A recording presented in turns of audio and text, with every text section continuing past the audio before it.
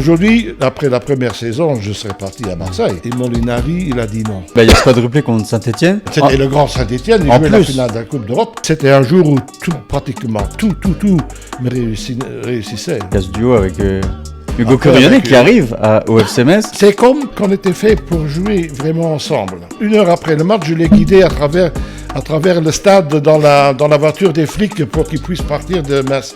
Ils l'auraient tué, je crois. Joël ou l'arbitre? Non, l'arbitre. Moi, je suis parti il y a 21 ans. Aujourd'hui, ils partent à 14 ans. Ils vont avec un document chez le papa et la maman du gosse. Ils leur annoncent je ne sais pas quoi. Ils leur filent aussi un petit quelque chose encore. Et vous allez voir. Et les parents ici. C'est fini. Il y avait un jour à Metz le duo Braun-Curioni. Mais j'aimerais bien voir le duo Habib avec Brian. Ce petit goût, je vous cache pas qu'il m'avait manqué. Ça fait un petit moment qu'on n'avait pas fait un petit épisode de Grenadine. Et je suis en très très bonne compagnie parce que le meilleur buteur de l'histoire du FC Metz est avec moi. Forcément, ça fait plaisir, monsieur Nico Braun. Bon. Comment allez-vous? Moi, je vais bien. Oui, globalement parlé, ça va, c'est bon. C'est bien. Plus de 100 buts avec le FC Metz, 170 matchs, un quadruplé contre Saint-Etienne. On va pouvoir revenir là-dessus aussi. Voilà, c'est un bout d'histoire du FC Metz. Oui, en fin de compte, c'est en fin de compte. Mon histoire, moi, le départ de tout ça, c'était en fin de compte pas le Football Club de Metz, mais mon départ, c'était mon appartenance à Schalke 04, où j'ai commencé donc ma carrière de footballeur professionnel. Je resterai à vie le premier luxembourgeois qui a joué en Bundesliga. Donc, le public, ou mes supporters et un petit peu tout le monde qui autour du foot à Luxembourg, sans pour eux poser la question si c'était bien fait d'aller en Allemagne, parce que c'était quand même à cette époque-là le top au niveau européen, je dirais même mondial, vu que 2 ans après ils ont été champions du monde. J'avais une faveur dans la Bundesliga. Et c'était pas à ce moment-là le club de Schalke 04, mais c'était l'équipe de Hambourg où l'avant-centre Uwe Zeller m'a impressionné. C'était mon idole depuis toujours. Il l'est encore maintenant, il le restera jusqu'à la fin de mes jours. C'était pas un rêve, mais c'était une volonté de vouloir jouer un jour en Bundesliga. Ouais, un objectif. Voilà. Un objectif, oui, un objectif. J'ai atterri à Schalke 04, mais c'était au début, c'était pas là où j'avais été invité dans un premier temps pour faire un entraînement pour voir le comment et le quoi, vu que j'avais rendez-vous à Mönchengladbach. Oui, j'ai lu ça, c'est vrai. Et ça, c'était une invitation qui a été réalisée par un personnage de la ville de Luxembourg qui avait un magasin de costards et qui avait la firme qui était à Mönchengladbach. Et lui-même, il était supporter, il avait un abonnement aussi à Mönchengladbach. Et lui, il a réussi à me faire un entraînement à Mönchengladbach. Mais le président de Schalke 04, il a eu nouvelle de cette idée qui était dans ma tête. Et il est venu vous... Il m'a téléphoné, Oscar Siebert, il m'a téléphoné pour me dire qu'il avait entendu que c'était un mardi, le test à Mönchengladbach. Il a dit, j'ai entendu que vous voulez faire un test chez notre concurrent. Vu que c'est mardi, ça vous dirait rien de venir alors le lundi chez nous. Parce que de nous jusqu'à Mönchengladbach, c'est pas une histoire, il n'y a pas de problème. Vous pouvez faire faites l'entraînement chez nous, et puis vous pouvez même, je vous réserve une chambre à l'hôtel, vous pouvez dormir, et vous partez le jour après, vous partez pour Gladbach. J'ai dit, qu'est-ce qui m'arrive maintenant, parce que j'étais tout jeune en plus, et en fin de compte, il n'y a personne qui, quelque part, pouvait s'occuper un petit peu avec moi de ce qui allait se passer. Le premier à qui j'ai parlé, c'était à mon papa, pour lui dire que j'ai eu... qu'il était là, parce qu'il était à côté de moi quand Siebert m'a téléphoné. Il a dit, en fin de compte, vu que tu as le rendez-vous à Schalke le mardi, tu peux faire comme tu penses. Pour me rassurer quand même, j'ai appelé le secrétaire de mon club, c'était à l'époque l'Union Luxembourg. Je lui ai posé la question, j'ai dit Nico, qu'est-ce que tu veux que je te réponde? C'est à toi de décider. Ouais, dès le début, il y avait un choix quand même important à faire pour lancer votre carrière. Ah oui. J'ai quand même accepté. Donc lundi matin, je suis parti, j'avais une Volkswagen et je pars pour l'Allemagne tout seul, avec personne à bord. Gelsenkirchen, ok, avec l'autoroute, ça marchait, c'était ok. Mais pour le reste... Il n'y avait pas d'agent, il n'y avait pas d'entourage. L'aventure commençait. Donc, pour rejoindre le stade de la Glügaufkampfbahn, ça s'appelle comme ça, le stade, l'ancien stade, le premier où Schalke jouait, il y avait un grand portail en bois. Et devant ce portail, il y avait un bonhomme avec une casquette de Schalke 04. Je m'arrête à côté de lui, j'ouvre ma fenêtre, et puis je voulais dire... Non, M. Brown, vous n'avez pas à me dire. Je sais que on vous attend ici. Je sais que vous devez venir. Rentrez et mettez-vous à droite, là, sur la place de parking, et puis vous allez tout droit sur le portail du stade même, qui était aussi un grand truc en bois terrible, mais c'était comme ça. Je dis, ok, très bien. Je suis rentré dans les vestiaires. J'ai regardé à gauche et à droite. Il y a des joueurs de nom. Je les connaissais, bien sûr, mais directement, eux, ils ne savaient pas. Mais c'était quand même très, très, très sympa dès le premier jour, je dois dire. Il y avait un maillot, il y avait un short, il y avait des bas. Je me dis, mais punaise, qu'est-ce qui se passe ici? C'est pour moi, pour m'habiller et tout, une serviette et tout pour la douche après.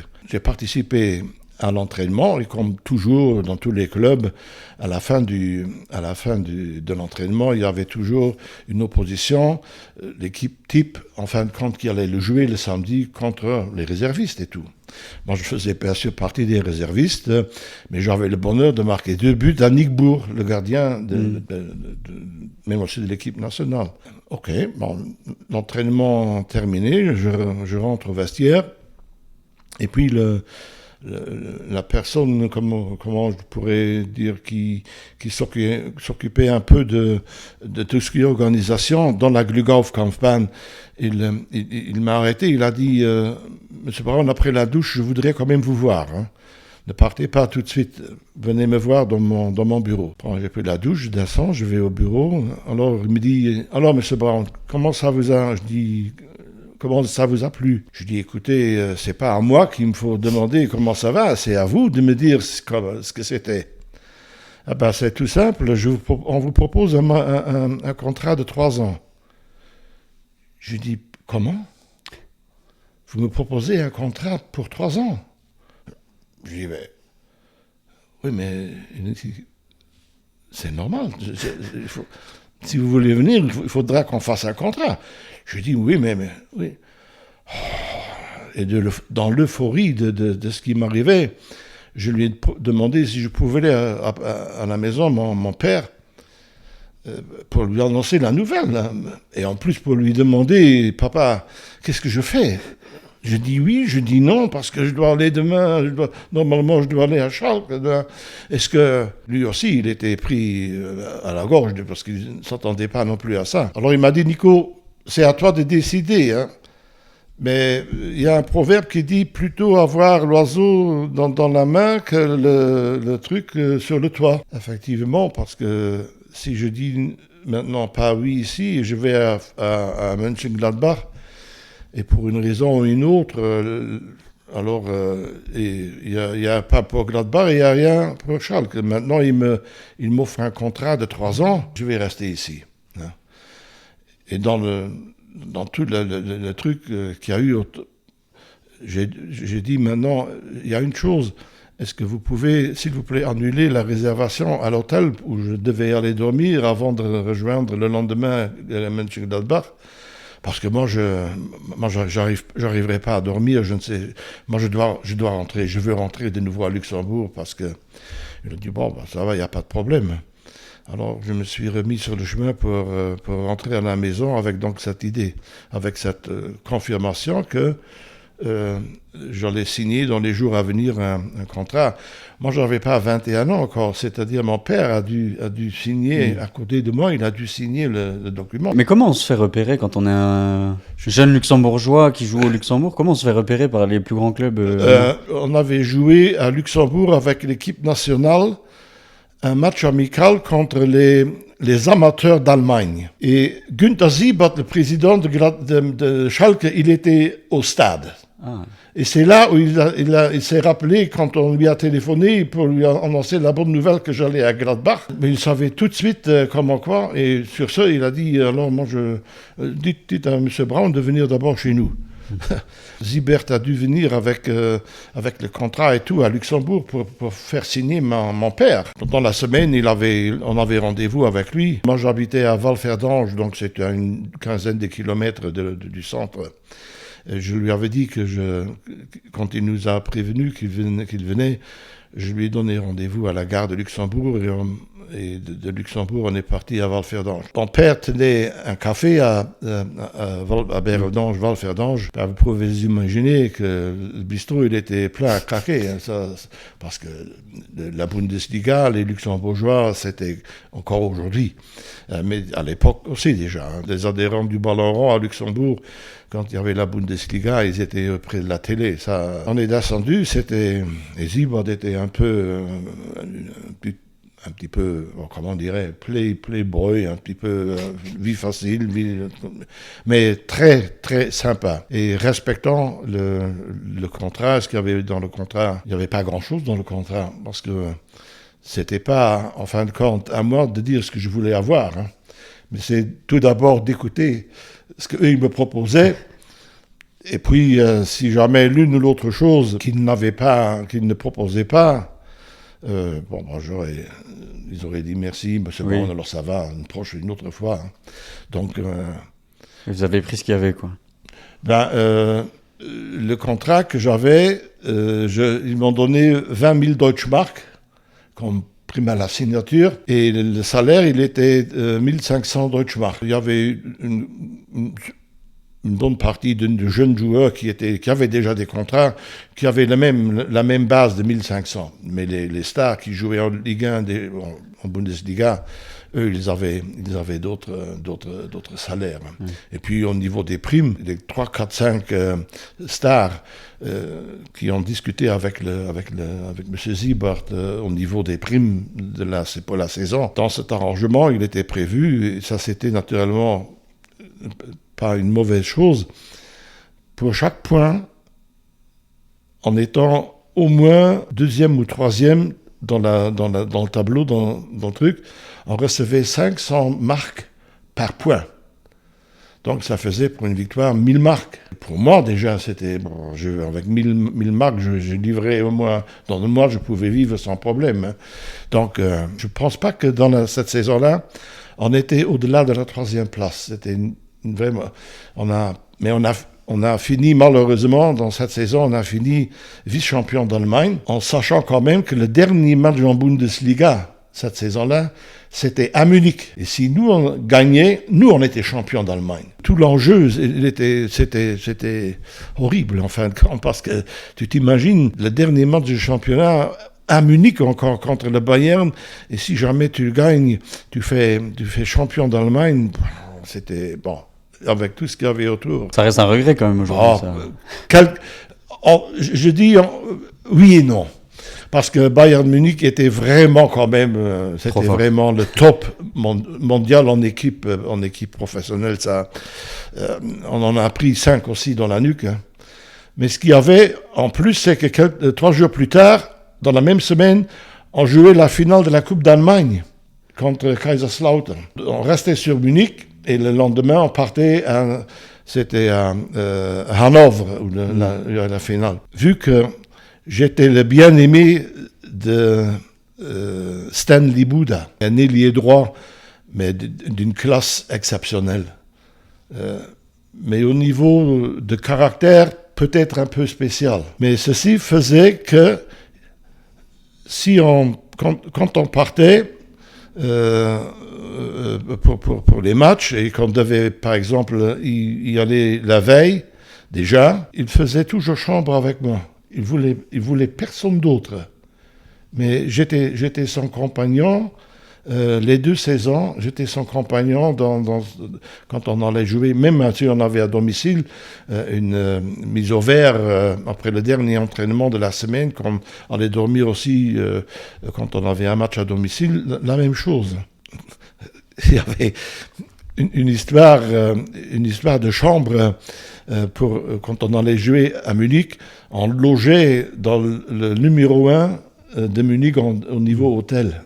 Numéro 1. À cette époque-là, il y en avait une personne qui s'occupait de l'équipe pour s'il y a des trucs à arranger ou je ne sais pas comment quoi. Et lui, il était en train de distribuer ses tickets avec les chambres. Il dit numéro tel et tel, Libouda Brown. Alors Libouda dit non.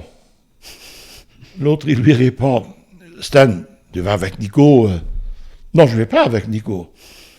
J'en ai marre avec lui, il ronfle, non, je veux pas. Terminé. Le gars a dit, mais maintenant on a réservé tant de chambres, moi je ne sais pas s'il y a encore une chambre qui est libre ou tout. Je m'en fous, je vais tout seul. Fin de compte, fin de l'histoire, lui, il a eu une chambre au dernier étage, et moi j'ai eu la même. Mais la chambre, il fallait voir ce que c'était. J'ai jamais dans ma vie j'ai vu une telle chambre. 120 mètres carrés, mais il y avait tout dedans, tout ce que tu voulais avoir. J'ai pris tout de suite mon téléphone, j'ai appelé mon épouse, j'ai dit, Mireille, elle s'appelle, j'ai dit, si je te dis maintenant ce qui vient de se passer encore au niveau maintenant de la chambre à l'hôtel où on est, tu vas pas le croire. Mais le stand était encore de nouveau à côté des trucs et il a dit qu'il voulait plus avec moi. Alors ils ont dû me chercher une autre chambre. C'était une suite. Ma femme m'a dit mais je dis oui mais c'est bon ok. Quand on est allé à Hanovre, il était de nouveau avec moi dans la chambre. Peut-être c'était un peu trop cher pour eux, je ne sais pas. Bon. Et cette finale de coupe alors, comment ça s'est terminé? La veille de la coupe, je l'ai pris à côté de moi. J'ai dit, Stan, est-ce que je peux te demander quelque chose? Si à la fin du match, on mène 2-3-0, est-ce que tu pourrais pas peut-être sortir? Parce que j'aimerais tellement jouer, ne serait-ce que 2 minutes. Hein? Alors il me regarde et dit, Nico, je te comprends. Si j'étais à ta place, j'aurais posé la même question. Mais vu que je suis capitaine, et si je sors, alors c'est pas moi qui va aller chercher la coupe, pour la remise de la coupe. Et je dis, Stan, ça je comprends, d'accord. C'est dommage, parce qu'il faut savoir que maintes fois en championnat, il est sorti à 5 ou 10 minutes de la fin, et la plupart du temps, l'entraîneur, il me faisait rentrer moi. Et il me faisait tellement souvent rentrer que la dernière fois que, de nouveau, il sortait et moi, j'étais déjà en train de m'enlever le truc, l'entraîneur dit, Nico, non, c'est fini, c'est plus Nico Brown, maintenant c'est un autre attaquant qui va remplacer le stand. Parce qu'il y avait des primes la prime, de toute façon, je l'avais. Hein. Oui. La prime, je l'avais. Il n'y avait pas de différence pour ceux qui ne jouaient pas. Du moins dans mon contrat. Mais même si je ne jouais, et si je jouais qu'une minute, j'avais la prime totale. Ils n'ont pas calculé pour dire 1 minute. Non, j'avais la prime. C'était tout à l'époque, et à Schalke c'était comme ça, mais c'était pas nécessairement dans tous les clubs comme ça. Donc il y a cette finale, vous remportez, on a gagné, oui. On a gagné 4-0, 4 ou 4-1 ou 5-1, un des deux. La prime aussi, Siebert,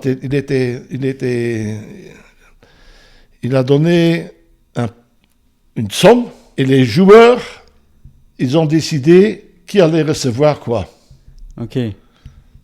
C'était pas gentil en fin de compte. Parce que eux, ils ont décidé essentiellement sur tous les réservistes. Moi, ils m'ont donné 1500 marques. Mais eux, ils avaient 10 000, 12 000, 15 000. Ouais, c'est pas la même chose. Mais enfin, bon, ok. Bon, c'était pas grave. C'est pas grave. Et pourquoi il n'y a pas de... Parce que donc ensuite, sur conseil aussi de votre femme, vous rejoignez le FC Metz.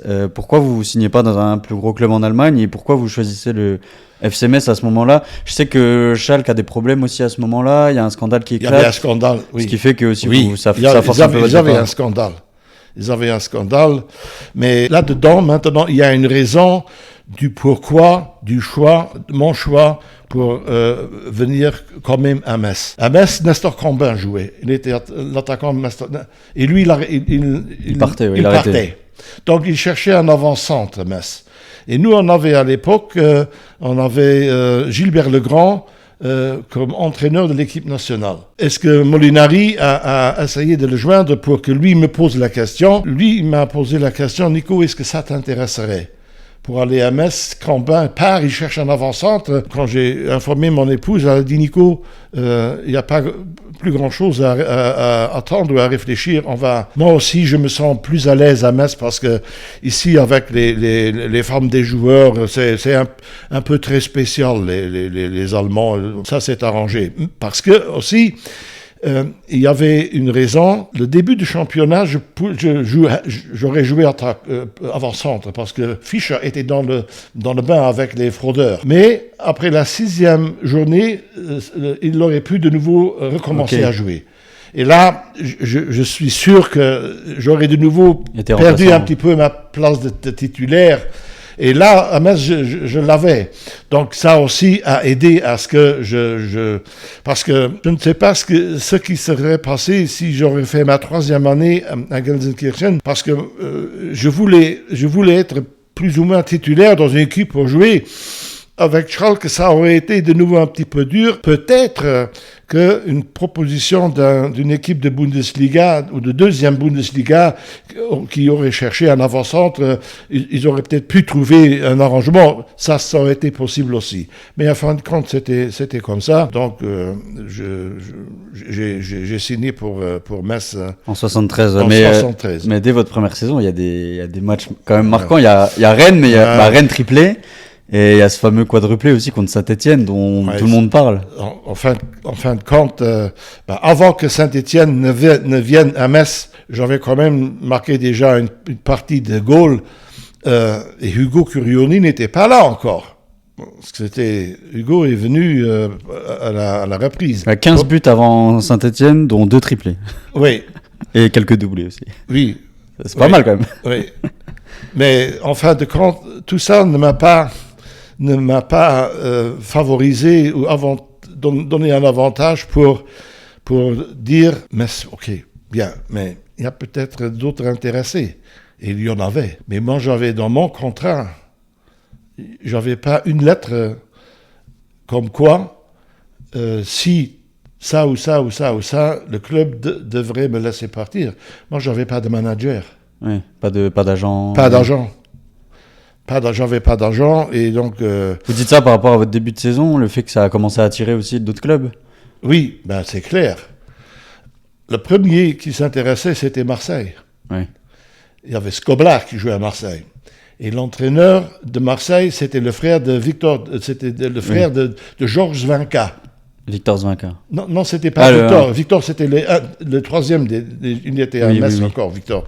Mais le prénom ça m'échappe maintenant. Lui, il avait demandé. Et Molinari, il a dit non. Molinari, et moi, j'avais rien dans un document pour pouvoir dire, c'est Molinari, mais non. Au contraire, Molinari, il a toujours eu du mal à laisser partir. Sa raison était, entre autres, Nico. À Marseille, il fait tellement chaud. Et nous, on est habitués quand même à habiter ici avec quand même le froid et pas trop de... Vous avez cru à ça? Ça a marché. Non, mais qu'est-ce que je voulais? Ouais, il n'y avait pas le choix. Je ne pouvais rien faire. Il pouvait me raconter ce qu'il voulait. C'était non. Il a dit Nico. En plus, il a dit mais les spectateurs, ils vont m'arracher la tribune si je te laisse partir. Hein. Oui, il était très dur en négociation. Et dans les 5 ans de contrat que j'avais, je ne sais pas une fois après une saison terminée, un manager aurait peut-être pu me voir de Nico, mais est-ce que ça t'intéresse pas? Moi, avec des buts que tu as marqués, et tu n'as pas de manager, moi, j'aimerais bien peut-être vouloir le faire, hein, parce que tu peux jouer dans d'autres clubs que Metz maintenant. Hein. La première saison, c'était 28 buts. Ou 29, oui. Non, mais enfin, 29 oui. Et même un en Coupe de France. Oui, ok. La Coupe de France, c'était jamais trop jusqu'à un certain moment. Bon, mais après, oui, quand j'étais plus là, oui. Oui, il y a ce quadruplé contre Saint-Etienne. Est-ce que... et le grand Saint-Etienne, il jouait la finale de la Coupe d'Europe. Mais est-ce qu'en tant qu'attaquant, vous sentiez un peu que ce match-là, ce jour-là, ça allait être spécial? Est-ce que vous aviez senti ce truc-là? Non, c'est vrai, quand on voit les stats, vous marquez à tous les matchs. Donc. Oui, à vrai dire, c'était contre Saint-Etienne. Le seul grand bonus pour moi qu'il y avait, c'était les journalistes de Paris. Qui venaient. Ils venaient que pour Saint-Etienne. Et fini. Donc, ils venaient, là où il pleut, c'est toujours froid. Ils venaient, mais quand Saint-Etienne, ils venaient. Et on jouait, et c'était en plus en décembre, 2 jours avant Noël. Ouais. Hein? En plus, la sœur de mon épouse, elle était en visite chez nous à Metz. Elle habitait l'Amérique. Elle était mariée avec un soldat américain qui était en Allemagne. Et eux, ils étaient en visite à Metz aussi. Le jour même quand il y a eu le match. Honnêtement, non, du moins, moi, je ne me rappelle pas que j'aurais tremblé ou j'aurais eu, je ne sais pas s'il y avait le bon Dieu devant moi, mais c'était un jour où pratiquement tout me réussissait. C'était là où je pense que la porte me concernant, ma truc s'est ouverte, où toute la France a commencé à savoir qui c'était. Parce que pour en mettre, effectivement, en 99, il y en a un qui manque. 98, je crois peut-être. 98. Mais même ça, je peux pas Après 109 en tout quand même au FC Metz. Avec les coups, oui, etc. 110, 109, 110. Oui, 109 ou 110, oui. Oui, mais aujourd'hui, ce record ne sera plus jamais battu. Je pense pas. Les attaquants restent moins longtemps. Aujourd'hui, après la première saison, je serais parti à Marseille. Si aujourd'hui, c'était la situation. C'est vrai que c'est fou qu'aucun club n'ait réussi à convaincre M. Molinari de vous attirer. Il n'avait rien à faire. Rien. Mais après, ça a permis aussi de construire aussi une équipe sur plusieurs années. Oui. Avec l'arrivée. On le voit aujourd'hui. On le voit entre autres aujourd'hui. Hein. Aujourd'hui, ça fait il y a 50 ans, c'est vrai. Ouais. Voilà pourquoi aussi ce qui était bon et juste et tout, il y a 50 ans, n'est plus aujourd'hui. Quand je discute, comme nous aujourd'hui, maintenant on discute ensemble, aujourd'hui c'est aujourd'hui. Il y a tant de choses qui ne sont plus comme c'était à notre époque. C'est difficile de comparer. Mais à cette époque-là, il y avait déjà aussi d'autres choses par rapport à ceux qui jouaient en 1940. Mais l'évolution aujourd'hui, ce sont quand même 50 ans. Par rapport à cette époque-là et aujourd'hui, il y a une différence, c'est inimaginable. Et trouver de vraies raisons, j'aimerais bien savoir quelles pourraient être ces raisons que ce qu'on voit aujourd'hui n'est plus à comparer avec ce qui était chez nous il y a 50 ans. Encore que aujourd'hui on est les meilleurs entraîneurs et je ne sais pas quoi, mais c'est pas ça. Et à votre époque, donc il y a ce duo avec Hugo Coriolis qui arrive au FC Metz. Je me rappelle de Carlo Molinari qui me racontait ce fameux match contre Monaco. Vous étiez dans la difficulté. Oui. Et c'est ce match-là qui fait un peu la bascule. C'est quand même un duo improbable sur le papier, un luxembourgeois, un argentin. Comment c'était? Quel était votre style? Quel était son style à lui? Comment ça a fait pour fonctionner aussi bien entre vous? Un joueur, d'une certaine manière, vu que c'était un argentin, c'est un autre... La globalité du football, c'est autre chose que l'Europe. En privé, Hugo et moi, lui faisait sa vie et moi je faisais la mienne. Sur le terrain, il y avait deux styles de jeu flagrants opposés. Lui, c'était la finesse. Et moi, m'ont pas donné pour rien le nom de taureau. Parce que moi, j'étais le physique, accrocheur, en fin de finition, dans les 18 mètres, toujours le ballon. J'avais toujours le ballon dans l'œil. Toujours. Car ce qui se passe avec ce ballon, ça pourrait m'aider à marquer entre autres des buts, ce qui était effectivement le cas aussi. Pour le reste, lui, il avait donc sa façon de jouer.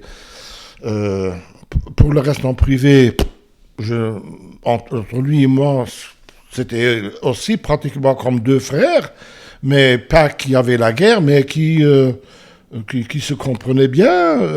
C'est comme qu'on était fait pour jouer vraiment ensemble. Mais ce qu'il faut savoir, sur quel chemin Hugo est venu à Metz.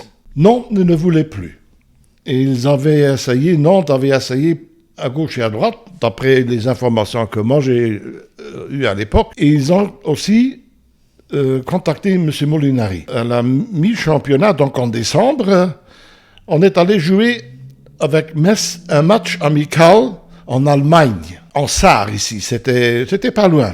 Et Hugo, il a joué avec là. Je crois qu'on avait gagné 3, 4, 5-0, je ne sais pas quoi. Et en rentrant avec le bus à Metz, M. Molinari se met à côté de moi et dit « Nico, qu'est-ce que tu penses de Curioni? Tu crois qu'il peut nous apporter quelque chose ?» Je dis « Président... c'est à vous de décider. C'est à vous de décider, mais en fin de compte, on voit que ce mec-là, il a quelque chose que d'autres n'ont pas. Il m'a dit, ok, ça va, c'est bon, c'est ce que je voulais savoir. Et c'est sur ce qu'ils l'ont pris aussi. Si moi j'avais dit, arrêtez maintenant, si vous le prenez, moi je vais m'en aller. Non, mais j'aurais jamais ça en tête. Non, pas du tout. Par rapport aux images marquantes qui ressortent aussi, et dont vous aviez déjà parlé aussi, c'est cette retournée contre le PSG qui avait été refusée. C'est encore un petit blessure. Cette situation-là, c'était effectivement du... Ouais, mais bon, c'était... Uzeler en Nico Braun. C'était ou un coup franc ou un corner qui atterrissait à hauteur des 5 mètres, et Joël était plus haut que l'arrière. Et il l'a remis de la tête, et moi je fais le ciseau. Et tout le monde était debout, ça c'est clair, moi en premier. J'ai dit, mais le nom de l'arbitre, je ne sais plus non plus. Mais qu'est-ce que vous voulez ?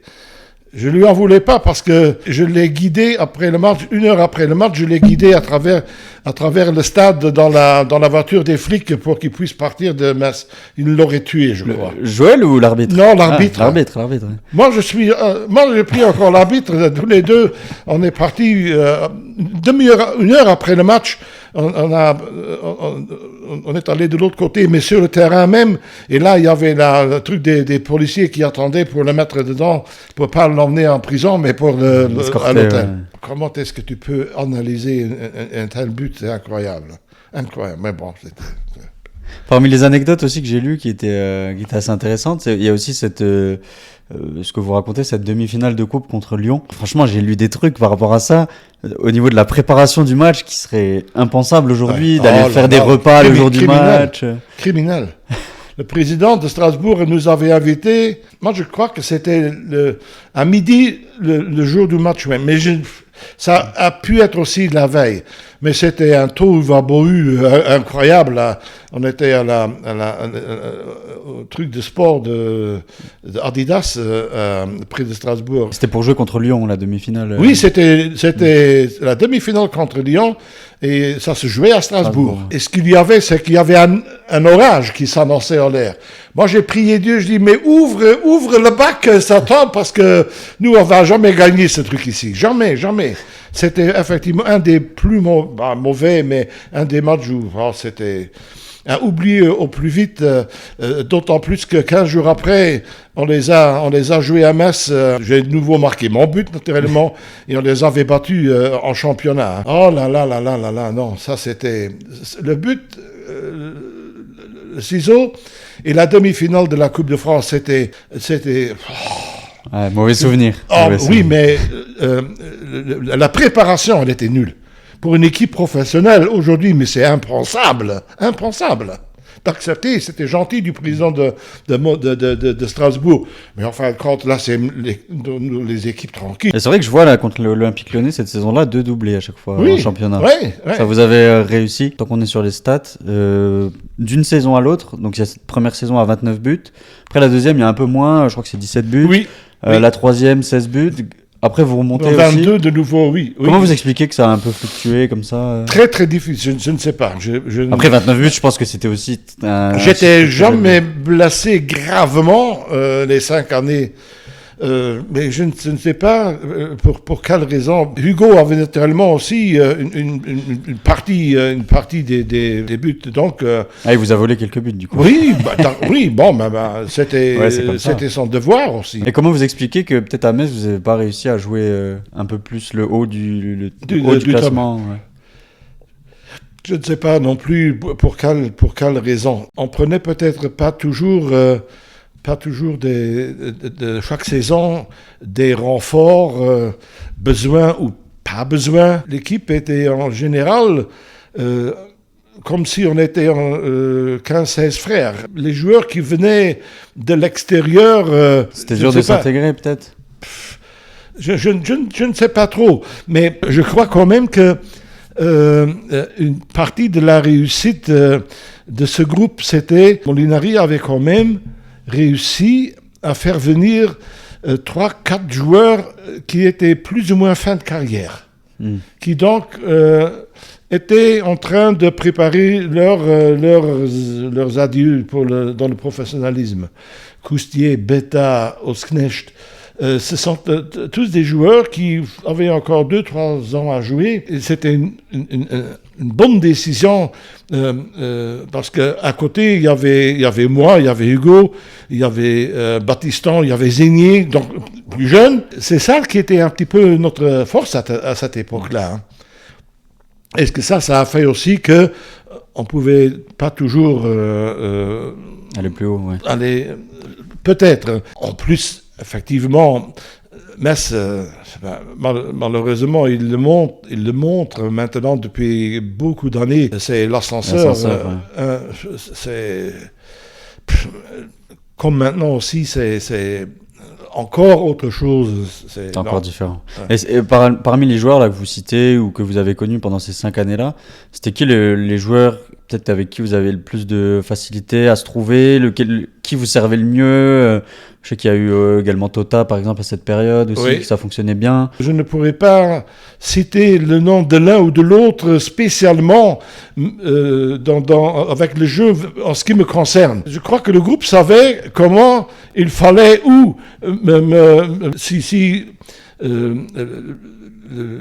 l'action devrait être une action à terre ou une action en l'air ou en profondeur.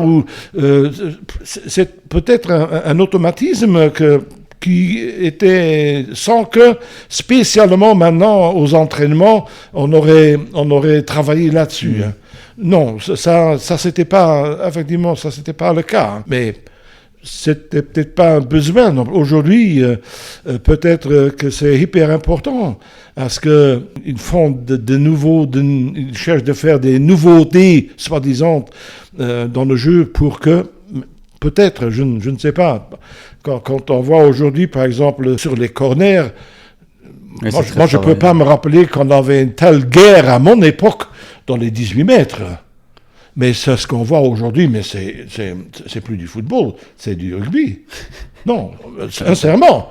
Mais les arbitres, à chaque fois, ils devraient donner un penalty, parce qu'il y a toujours quelque chose qui vaut le penalty. Et puis, ce qu'il y a en plus, surtout aussi maintenant, c'est maintenant les trucs quand ils marchent sur les pieds des joueurs. Ouais. Moi, à mon époque, jamais. Et ce qui se passe aujourd'hui aussi, c'est incroyable. Quand ils ont... Avec la vidéo et tout ça. Ouais.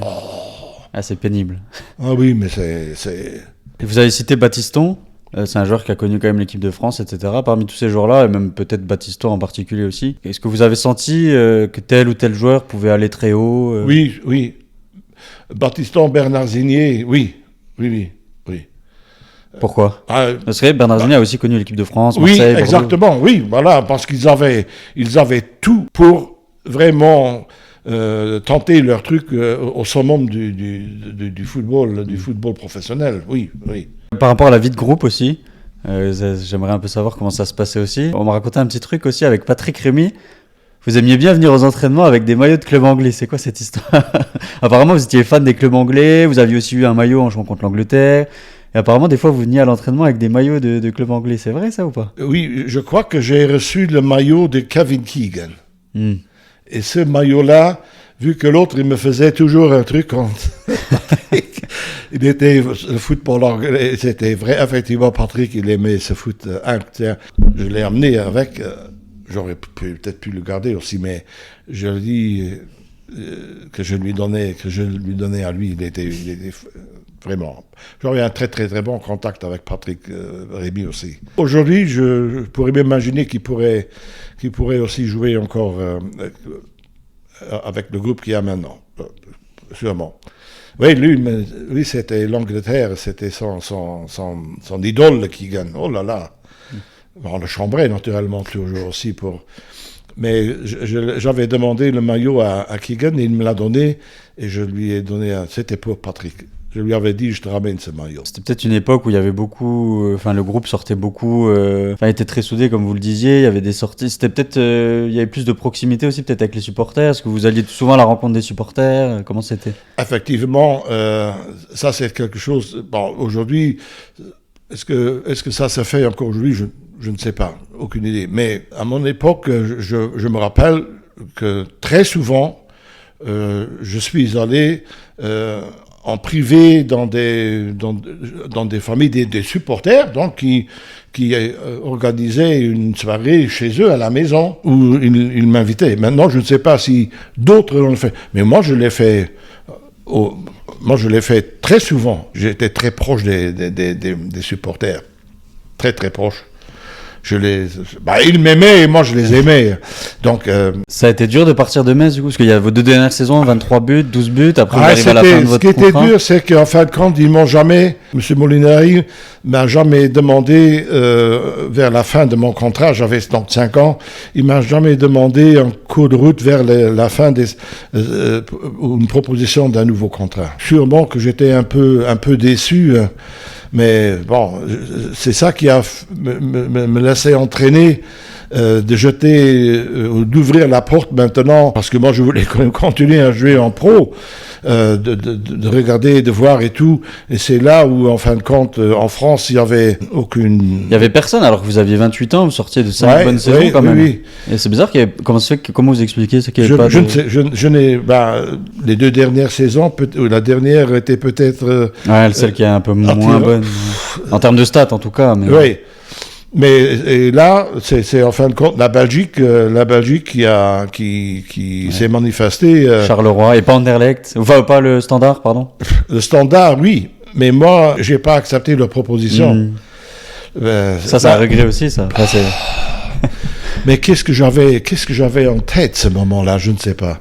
Pour une bêtise au niveau des primes, je ne sais pas ce que je leur ai demandé, et M. Wassège, qui était l'entraîneur, il a dit, mais M. Brown, depuis que moi je suis au Standard ici, on n'était jamais au-dessus de la 4e ou 5e place, tant qu'on était toujours 3e, 2e ou 1er. Je comprends pas que vous ne... Oui, moi, imbécile, oui, peut-être, M. Wassège, mais c'est pas une garantie qu'on est toujours dans les... M. Wassège ne pouvait pas plus me dire, hein. Mais c'était tout... Il y a personne qui m'a compris, moi aussi je ne me suis pas compris, je ne sais pas. Qui c'est qui m'a... Le manager était venu voir un match et après l'hôtel, il était logé au Novotel Roger Petit, qu'il s'appelait. C'était un monsieur dans le truc belge. Quand on s'est croisés, après le match, il a dit Monsieur Brown, je suis au Novotel, là, au concours, on pourrait peut-être se voir 10 minutes. Je dis oui, je viendrai. Et je suis allé au Chicheli, et c'est lui qui a en fin de compte arrangé ma venue, le rendez-vous avec Robert Wassège. Après, le truc avec Charleroi, ça c'était l'entraîneur aussi, Félix Vick, qui est venu me superviser, comme il me l'a dit. Et il a dit, moi je suis intéressé à vous voir venir à Charleroi avec Charlie Jacobs. C'était l'avancement qu'ils avaient, un petit fou là, en tant qu'attaquant, mais qui marquait des buts. Il a dit, j'aimerais bien jouer avec 2 attaquants, et vous deux, je suis sûr et certain que... Alors je dis, on peut toujours se voir pour discuter. Alors lui, il a fait l'arrangement à Charleroi pour discuter avec les dirigeants. Il y a eu des discussions quand même aussi, même en famille, un petit peu. Est-ce que vraiment Charleroi, c'est une ville, elle est sale. Nico, pourquoi qui c'est qui sait, entre autres aussi un peu l'argent. C'est en fin de compte la première fois qu'effectivement j'ai touché un beau contrat. Un bon contrat. Parce qu'à Metz, financièrement, c'était moins... Bah, c'était gentil, mais c'était pas... Ça aurait... Mais là aussi, je crois qu'une fois, le salaire a été monté 2500 francs français ou un truc comme... Une seule fois, c'est tout. Hein. C'était en francs français, le salaire était devenu 10 000 francs. Ok. Français. Donc au début, c'était 7500 au début. Ouais. Bon, qui au début, pour moi, c'était à bien. l'époque, c'était pas mal. Hein. Et puis finalement, oui, il y a ce choix, Charleroi. Et c'était comment Charleroi alors, finalement? Malheureusement, j'étais aidé par le bon Dieu. Il aurait dû me siffler dans l'oreille. Attention. Le jour de la signature, elle devait avoir lieu, et elle a eu lieu aussi à Arlon. Et mon épouse, elle m'a accompagné. Maintenant, on avait rendez-vous à 11h. Donc à 11h moins le quart, j'étais là. On était assis tous les deux dans la voiture, on regardait sur le stade, en fin de compte. 11h, il n'y a personne. 11h10, il n'y avait personne. 11h20, il n'y avait personne. 11h30, il n'y avait toujours personne. Moi, je commençais à m'énerver un tout petit peu. Mon épouse, pour la troisième ou quatrième fois, me dit, Nico, allez, on rentre. Ils ne viennent pas, qu'est-ce que tu veux? Tu vas bien, c'est maintenant 11h40, maintenant ils ne sont pas là, donc ils ne viennent pas. Je descends ma fenêtre de la voiture et je vois à 200 mètres un mec avec la main en l'air et en fin de compte qui gesticulait pour dire il était là, oui. qu'ils étaient là. Eux, ils n'avaient pas un accident, mais il y avait un accident sur l'autoroute entre Charleroi et Arlon, et c'est ça qui a fait que ils n'ont pas pu être là pour 11 heures. Je leur ai donné mes désirs, ce que je voulais. Et puis, ils ont dit, ça va, vous pouvez sortir un moment, et j'étais pas encore sorti de la porte, ils ont dit, Nico, M. Brown, revenez. Pour nous, c'est OK. Sur le coup, j'étais content, j'étais vraiment content, mais en fin de compte, le truc de mon épouse aussi, ça commençait à travailler un tout petit peu pour... Elle était venue avec pour voir l'appartement et les routes étaient sales et tout. C'était vraiment... Et puis Charleroi, c'est une ville qui est pas, à cette époque-là, qui était pas tellement... mais bon, c'était signé. J'ai dit, s'ils me donnent ce que je leur demande, je peux pas dire, non, je me trompe, il faut ajouter encore à la prime de... Je tiens parole, c'est bon. Bon, je suis là-bas, je fais mes trucs médicaux et tout. Le championnat, il commence, mais il commence mal. Et c'est là où, en fin de compte, le truc s'est retourné contre moi d'une certaine manière. Ils ont mis Veg à la porte, l'entraîneur. Et vu que c'était lui qui est venu me chercher, et c'est un peu la politique, en Belgique quand même, les entraîneurs, en fin de compte, reçoivent toujours les joueurs qu'eux, ils veulent, on leur donne.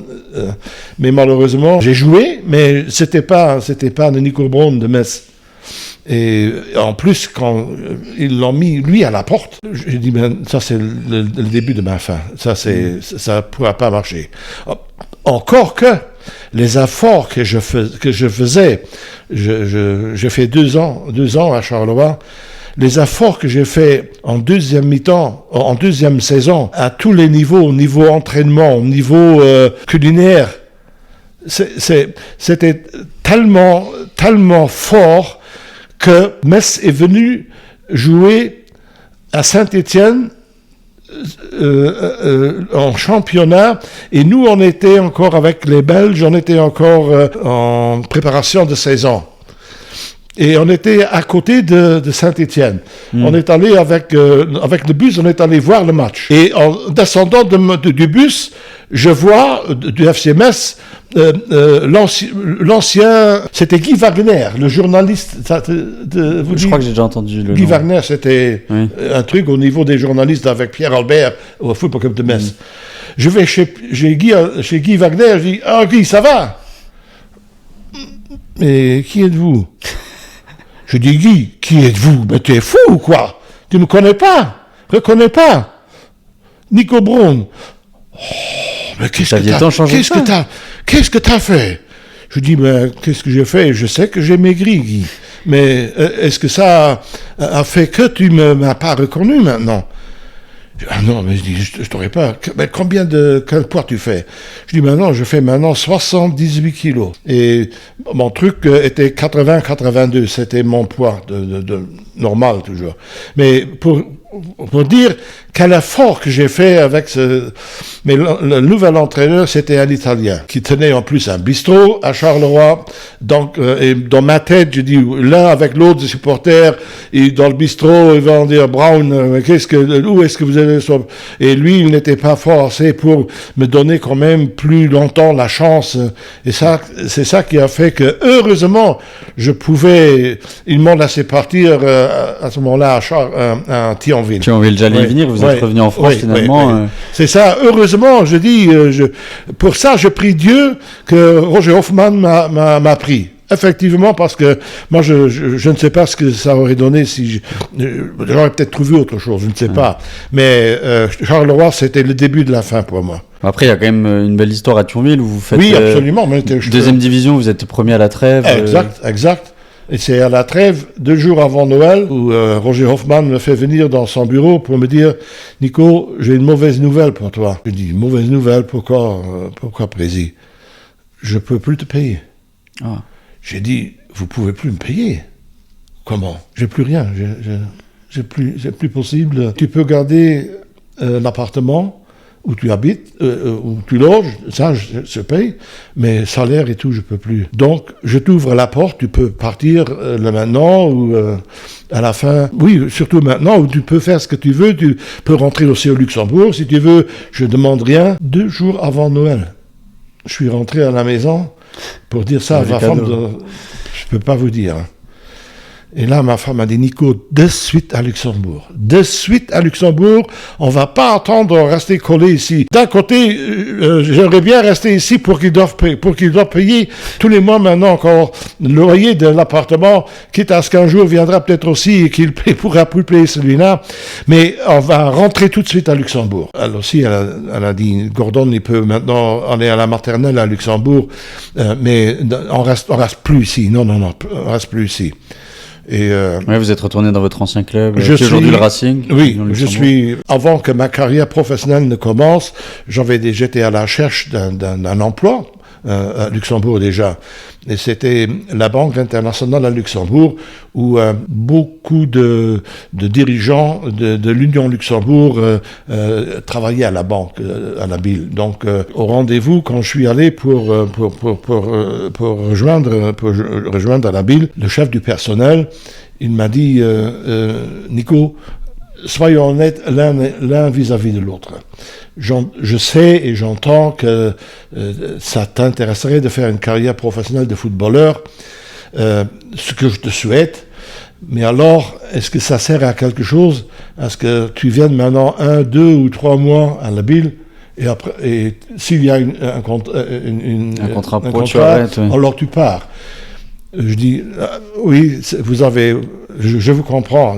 Mais je dis une chose, Nico. Si jamais tu reviens, n'importe où, n'importe comment, n'importe dans quelle année, on te prend. Ça, je te promets ça. Donc vous avez travaillé à la Bille ensuite, après votre carrière? Oui, j'ai travaillé à la Bille 4 ans. Après, j'ai rejoint le groupe Cactus, où j'ai fait une carrière jusqu'à la fin de mon truc. J'ai grimpé aussi jusqu'à être responsable d'un supermarché. C'était aussi ça la réalité économique de l'époque, c'est qu'il n'y avait pas autant d'argent dans le foot qu'il y en a aujourd'hui, ce qui fait qu'il fallait aussi se reconvertir. Bah, c'est encore le cas aujourd'hui pour beaucoup de joueurs. Mais dès le début, j'avais en tête que de toute façon, je vais revenir à Luxembourg pour travailler. Malgré 5 saisons en Ligue 1, sans but. Mais je parle avant que je sois parti. En dehors de la Bille, j'avais aussi au moins une proposition aussi de la ville de Luxembourg. Et ville de Luxembourg, pour aller à la ville de Luxembourg, là, tu n'aurais plus besoin de te tracasser. Hein. Fonctionnaire. Oui, voilà. Et le maire de la ville de Luxembourg, il était aussi ministre des Sports, M. Camille Polfa. Sa fille est aujourd'hui maire à la ville de Luxembourg, Lydie Polfa. Et lui, là où je faisais l'école, il était éducateur physique aussi. Lui aussi, il m'avait dit, Nico, je suis toujours là. Si jamais tu reviens à Luxembourg, tu peux venir me voir. On pourra toujours trouver quelque chose. C'est plus que sûr. Hein. Je téléphone. Il me donne rendez-vous à l'INS, l'Institut des Sports. M. Polfa me donne rendez-vous. J'ai quelque chose en tête. Il prend le téléphone et il a téléphoné au ministère de la Santé, qui était du même cadre politique que M. Polfa, M. Krips. Puis avec ma femme, je suis descendu en voiture au ministère de la Santé. M. Krips, il m'a reçu. Alors, on va au foot. Bon, maintenant, allez, on vient. Mais oui, il dit, Nico, M. Brown, il dit, j'ai une place de libre à la maison de retraite de Mondorf, où je cherche quelqu'un. Son travail sera un petit peu, monsieur à tout faire, donc travailler aussi avec la main. Je dis, monsieur Krips, c'est très très gentil de votre part, mais je ne sais pas si je devenais heureux, parce que honnêtement, mes mains, c'est ça. Honnêtement, c'est très sympa, mais je crois pas que je peux. Et c'est là où l'aventure Cactus, l'aventure Bille a commencé, à ce moment-là, oui. Donc c'est pour ça aussi que le tout en fin de compte s'est arrêté après 10 ans. Donc. Ouais. Et après, il y a aussi quand même, on peut en parler, on n'en a pas encore parlé, la partie sélection. Avec le Luxembourg, vous avez quand même eu la chance, déjà vous, à votre échelle, de faire briller le Luxembourg en tant que Luxembourgeois qui joue en France, qui a quand même brillé en France, etc. Et il y a aussi, avec le maillot de la sélection, jouer contre l'Italie, vous avez marqué contre Dinozov, vous avez joué contre des équipes prestigieuses. Quand même, quel souvenir, quel match vous revient en tête Entre autres, mais quel souvenir vous a... Parce que vous avez quand même 40 sélections, je crois. Oui, 40, 9 buts. Quel souvenir vous gardez de ces matchs-là? Il y a 2 matchs que je garderai toujours en tête. C'est effectivement le match contre l'Italie, où je marque contre Dinozov, qui lui... je crois que sur 2 saisons, n'avait pas encore encaissé des buts avec l'équipe nationale. C'était encore quelque chose où j'avais la peur au ventre, parce que je suis allé tout seul. Plus ou moins du milieu de terrain, je suis allé tout seul. Eux, ils jouaient la ligne, le hors-jeu, et il n'y avait pas hors-jeu. Donc, je partais tout seul sur Tsof. Et je ne sais pas ce qui... Mais enfin, quand j'ai réussi à le mettre, quand même. Hein. Mais se présenter tout seul devant, à cet âge-là aussi, devant un tel gardien, c'est vraiment... Le deuxième match, c'est la victoire contre la Turquie à H-sur-Alzette. C'était en championnat d'Europe.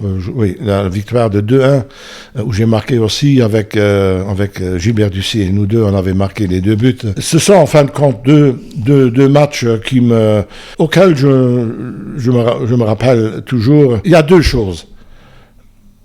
Le Luxembourg et le montrer au monde par le foot, ça c'était ma fierté. Je faisais toujours tout dans ma carrière professionnelle de me mettre à la disposition de la Fédération du football luxembourgeois si c'était réalisable. Parce qu'à l'époque, il y avait dans l'UEFA ou dans la FIFA un règlement concernant la disponibilité du joueur en équipe nationale par rapport à l'équipe, par rapport au club où tu étais affilié. Et c'est ça qui faisait en grand nombre que moi j'ai pas pu faire plus de matchs, que c'était pas possible que je pouvais jouer en équipe nationale, vu que l'équipe nationale, elle avait toujours droit à la priorité. Mais pas toujours. Je me rappelle d'une situation où j'ai rejoint de Schalke, j'ai rejoint le Luxembourg le matin en train de Gelsenkirchen à la gare de Luxembourg pour partir avec l'équipe nationale en train à 16h ou 17h pour la Yougoslavie ou un truc comme ça. Donc j'ai eu feu vert le matin pour aller avec l'équipe nationale par la fédération, par le Schalke aussi, parce qu'eux, ils se défendaient toujours au maximum pour devoir rester aussi. Mais vu que j'étais pas un titulaire à 100% à Schalke, ils ont dit comme tu peux y aller. Hein. Mais ils pouvaient pas faire autre chose parce que l'équipe nationale, la fédération, elle avait priorité, c'est tout. C'était bon. Et puis, on n'avait pas autant de matchs non plus qu'ils en ont maintenant. Ouais, et puis, c'était pas aussi le Luxembourg de maintenant qui a quand même bien progressé, même dans les conditions, etc., d'entraînement. Le Luxembourg, dans le passé, avait aussi un petit moment où on avait tous les joueurs de champ qui étaient à l'étranger. Oui. Et il n'y avait que le gardien de but qui était René Hoffmann de la jeunesse, qui était au Luxembourg. Mais c'était très court. C'était l'époque Zeitz, Léonard, Koufa, Adi Schmidt, Jean Klein. On avait que des étrangers, que des professionnels qui jouaient à l'étranger, en France, en Belgique surtout, qui participent, et avec un luxembourgeois. Et comme c'est le cas maintenant, les jeunes partent beaucoup en Bundesliga dans les clubs allemands. En plus, c'était encore... moi, je suis parti il y a 21 ans. Aujourd'hui, ils partent à 14 ans. Ouais. Avec le malheur dans le dos au niveau des agents. C'est ça qui a pris une envergure incroyable. Il y avait des agents à notre époque aussi déjà, oui. Moi, j'en ai pas eu, mais il y en avait aussi. Mais ce qu'il y a aujourd'hui, ça devrait être géré par la FIFA ou par l'UEFA avec un règlement, comment et quoi des jeunes de 13-14 ans doivent être en question de contrat, signature, de voir, attention, s'il vous plaît. Mais aujourd'hui, ils vont avec un document chez le papa et la maman du gosse et eux, ils leur expliquent, ils leur annoncent je ne sais pas quoi. Il leur file aussi un petit quelque chose encore, et vous allez voir, et les parents ici. Et c'est fini. C'est ça. Aussi un petit peu. Parmi les jeunes luxembourgeois, je sais qu'il y en a un que vous aimez aussi particulièrement, c'est Brian Maggio, qui joue au FC Metz. Vous l'aimez toujours autant maintenant qu'il a changé de sélection? Il joue pour les Anglais maintenant. C'est pas pour ça que c'est pas pour cette raison-là, mais c'est une des raisons que je viens maintenant de citer avec les agents. Pour ça que je parle de ça. C'est sûr et certain que la famille de Brian, elle a été et lui. Je crois qu'il écoute ses parents, sa maman, ou je ne sais pas si son papa est dans le coup. Mais c'est drôle. Mais quand moi j'ai vu jouer ce jeune-là, la toute première fois, je me suis vu moi-même au terrain. Costaud, qui sait défendre et son corps, et la balle, vif, rapide, marque des buts. C'est surtout ça le plus important. Et avec cette histoire-là, pour moi, c'est dommage. Pour moi, c'est dommage. Hier, quand j'ai entendu Le Mignon dire quand un journaliste lui avait posé la question concernant Maggio, il a dit c'est une option pour ce week-end donc c'était contre Rennes. Oui, et maintenant, hier je regarde, oui. Il n'était pas sur la fête. Il n'était pas sur la... Non, mais c'est... Il y a une gestion un peu particulière avec lui. Peut-être qu'on essaie de le protéger, peut-être que... Je ne sais pas. Mais c'est vrai qu'en l'absence de Diallo, c'était l'occasion de le faire jouer. Mais je suis sûr et certain que, du moins moi, je dis, il y avait un jour à Metz le duo Braun-Curioni, mais j'aimerais bien voir le duo Habib avec Brian. J'aimerais bien. Vous pensez que c'est complémentaire ? Ça c'est pour moi, oui. Moi, je vois Brian un petit peu dans mon comportement et Habib un petit peu comme Hugo, parce que Habib, je le connais très bien parce que je l'ai entraîné Habib à un moment. J'étais entraîneur au Football Club de Metz pendant une demi-saison au centre de formation avec que des attaquants. J'allais vous demander pourquoi vous n'avez jamais fait entraîneur. Mais au final, vous avez fait j'ai fait entraîneur aussi à Luxembourg, oui. Mais j'ai fait entraîneur au centre de formation au FC Metz, mais j'ai dû arrêter pour la simple raison que mes deux genoux ils sont foutus. Et si je ne peux pas montrer ce que j'aimerais voir, comment faire, j'ai dû arrêter. Je pouvais plus. Et c'était comment ces séances alors avec les attaquants ? Que des mouvements en finition de but. Entre autres, de tous côtés, de tout, comment dire, de toutes les petites astuces qu'un attaquant doit se faire accepter ce que lui, à quoi il doit penser quand il y a une finition. Première chose, suivre toujours le shot, que ce soit un tir, en match ou en coup franc. Toujours suivre le ballon. Combien de fois les gardiens perdent la balle ou ne l'arrêtent pas convenablement, et vu que tu as suivi cette phase, vu que tu pars après le tir au coup franc, tu ne peux donc pas être argent, mais tu vas être le seul devant le gardien. Vu que moi-même j'en ai marqué de cette manière-là, je crois qu'aujourd'hui tu ne le vois pratiquement plus. Mais ça c'est la première chose, que ce mouvement-là, je l'ai toujours mis régulièrement dans les séances d'entraînement que je faisais. Mais il y avait le petit Hein aussi qui était avec moi. Gauthier et Habib, cette séance était une fois par semaine. Je crois que le mercredi, je suis monté de Luxembourg à Metz pour faire cette séance-là. Mais c'était quoi les autres conseils ? Donc suivre le ballon. Suivre le ballon. L'autre c'était coup franc, ballon, j'en joue. Tout de suite. Et ça, maintenant, c'est fini, parce que l'arbitre, il siffle pour que le ballon... Mais à notre époque, si tu jouais rapidement le ballon, le temps que... vu que toi, tu sais ce qu'il faut faire en tant qu'attaquant,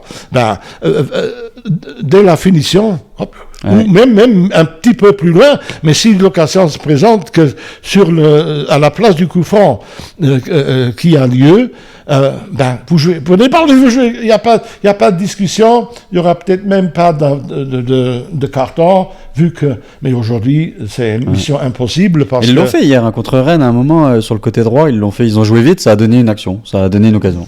Voilà. Mais ça c'est deux choses que tu dois avoir l'attaquant doit avoir ça dans la tête. Mais pour la finition, un attaquant qui ne fait pas ce truc-là, pour moi c'est pas un attaquant, parce que ça c'est entre autres le métier de l'attaquant. Il faut toujours penser que le ballon l'arrière il va combien aujourd'hui on le voit encore l'une ou l'autre fois dans les matchs où une passe de l'arrière vers derrière a été intercepté qui a but. Ça arrive maintenant encore de temps en temps. Pas souvent, mais de temps en temps.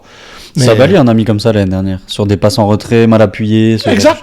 Ce sont des petits détails. Et ça suffit, encore aujourd'hui, ça suffit pour être, pour avoir cette qualité, et ça se voit toujours aussi. C'était pas nécessairement, par exemple, Hugo, il aimait revenir en douceur, toujours tranquillement, de nouveau vers l'arrière pour la nouvelle préparation d'attaque.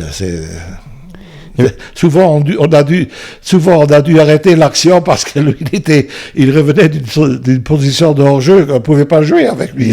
Alors que si on avait pu jouer avec, même si c'était pas nécessairement lui, mais un autre qui se serait engagé de par derrière. Hein. Mais vu que lui, il vient d'une position de hors-jeu, l'arbitre siffle ça. Alors. Et pourquoi alors on voit pas plus de Luxembourgeois en France, et puis surtout à Metz? Je sais qu'il y a quelques années, vous aviez un peu regretté les choix pris par la direction, qu'on voit pas plus de Luxembourgeois. Qu'est-ce que vous pensez de ça, du fait que peut-être les Luxembourgeois s'exportent pas assez en France? On a Bonnert à Bastia, par exemple, qui est luxembourgeois, mais pourquoi ils s'exportent pas assez en France? Et puis pourquoi on n'en voit pas autant à Metz? Qu'est-ce que vous pensez un peu de cette politique sportive à Metz? C'est une politique qui me tracasse énormément. Énormément. Mais je ne sais pas pour quelle raison, honnêtement. Bon, il y a un, deux, 3 années, le directeur du centre de formation au Luxembourg, c'était un Allemand. Oui. Et je m'imagine qu'il était fort possible que dès que lui, il avait un talent, il en parlait à ses parents et le truc vers l'Allemagne était engagé, je dis ça maintenant. Et vers la France, rien. On avait pratiquement toujours l'un ou l'autre luxembourgeois à Metz. Mais pourquoi on n'en a plus? Moi, je suis malade. Pour moi, c'est pas normal.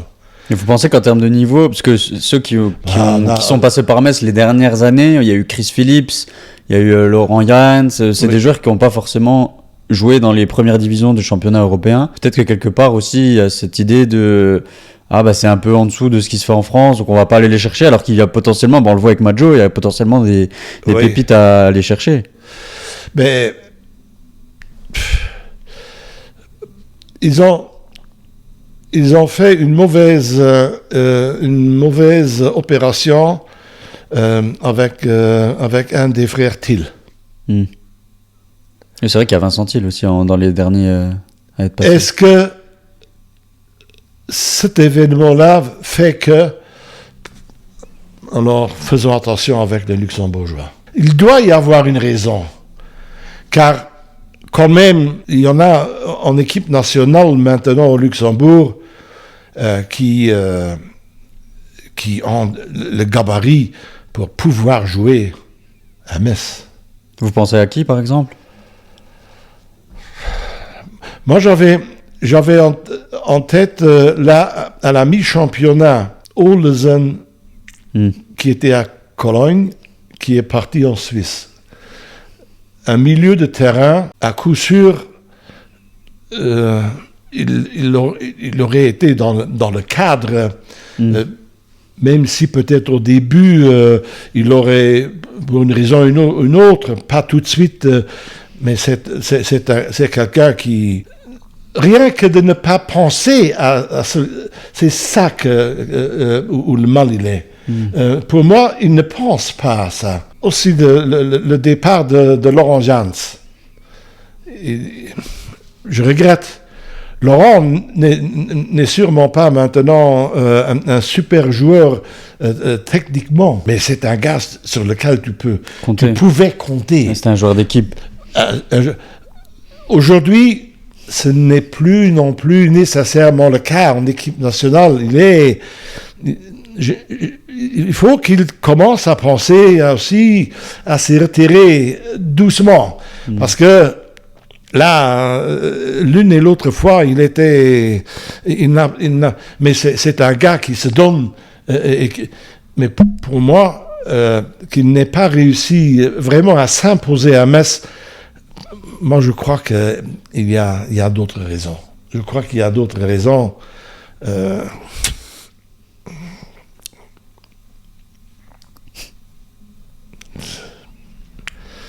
Je veux pas aller plus loin. Ouais, il y a même des Français qui jouaient au Luxembourg, Je pense à Ryan Philippe qui joue à Hambourg aujourd'hui, Oui. qui était à Esperange, Oui. qui est passé par la D2 allemande et il a fait 2 saisons et maintenant il est en Bundesliga. Oui, oui. Là, on a vu Guillaume Trani de Differdange qui a signé au Red Star en Ligue 2. Oui. Donc c'est qu'il y a quand même pas que des luxembourgeois, Non. mais il y a quand même des joueurs qui ont le niveau, qui jouent aussi dans le championnat luxembourgeois, qui ont le niveau Oui. pour s'exporter. Bah, Van den Kerkhoff qu'on a vu aussi, oui. qui est passé par Metz du coup.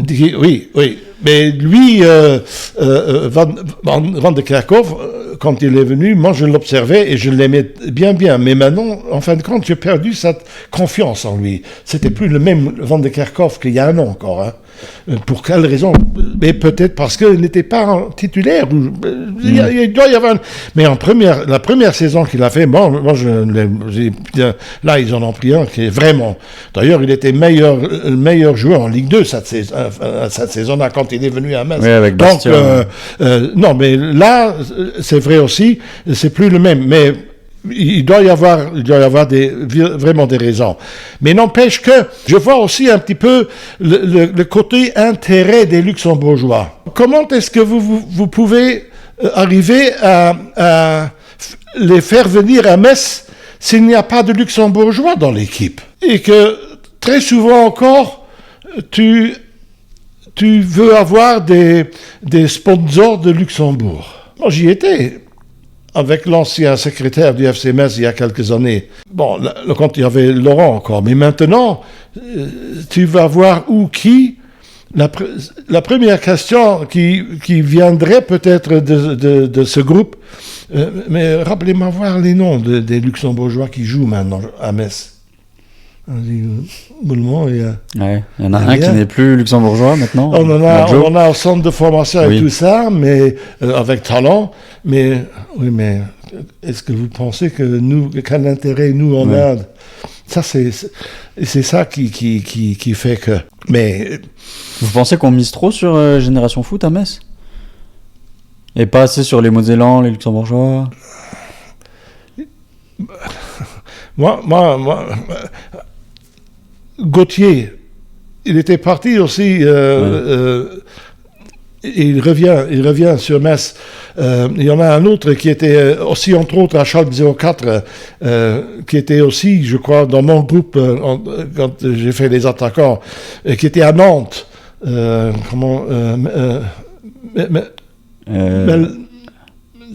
pas avec un M que ça commence. Un gardien? Un joueur. Mais qui a joué contre Nantes? Non, qui a joué à Nantes. Avant. Vous me posez une colle là. Non. Un attaquant?